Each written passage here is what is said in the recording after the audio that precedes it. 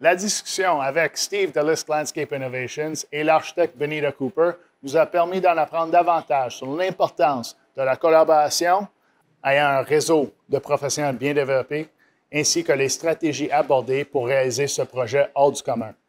La leçon, si vous en avez assez de rivaliser sur les prix, spécialisez-vous.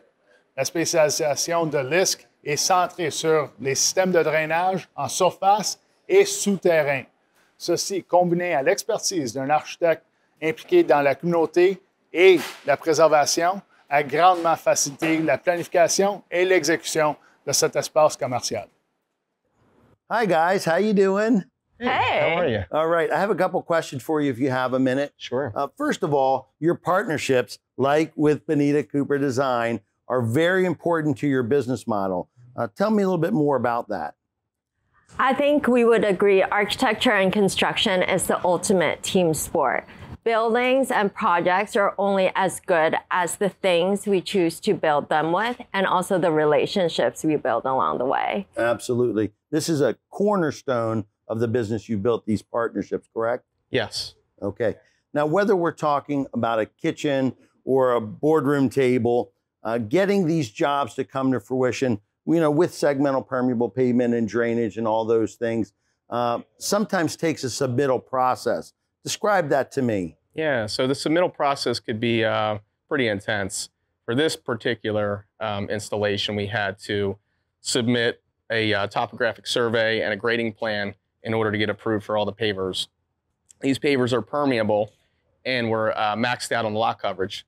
So we had to show basically the engineers of the township that what was here before was not as good as we were going to build and improve the space. Yes, and ADA compliance was also a big deal. Safe ambulation in and out of this restaurant, popcorn, movie venue, it's very important, right? So having a firm, stable, and skid-resistant surface is important. Now, you dealt with the historical preservation.